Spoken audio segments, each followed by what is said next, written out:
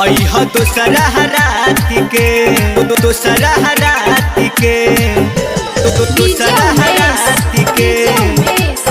संवरिया recording studio Kathmandu Nepal.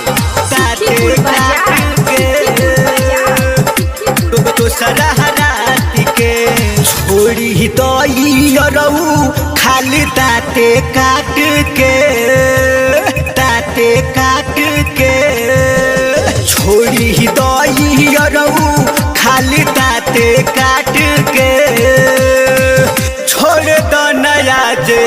अइह दोसरा रात के ये रऊ छोड़ दो नया जे अइह दोसरा रात के अइह दोसरा रात के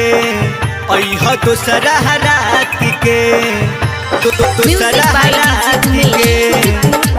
दाते काट के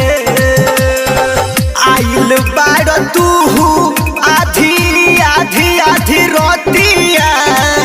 जाग जई है मम्मी और पापा भाई जोतिया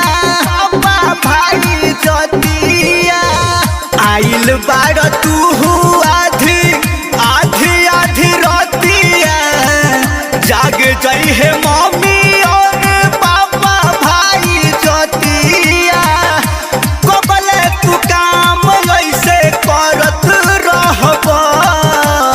थोड़ी तई रऊ खाली दाते काट के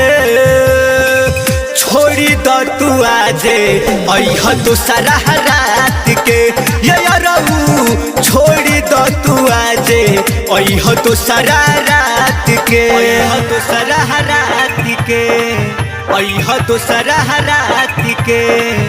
दोसरा रात के दाते काट के राइटर देवत हाथी करत रहल लीला भाई रसीला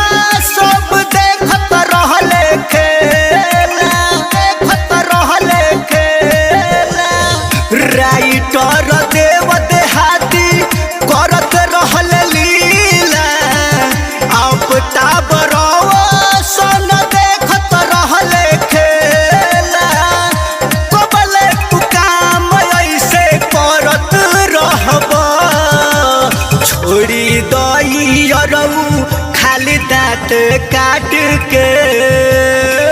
छोड़ी दो नया जे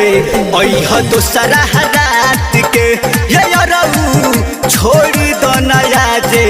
अइह दोसरा रात के।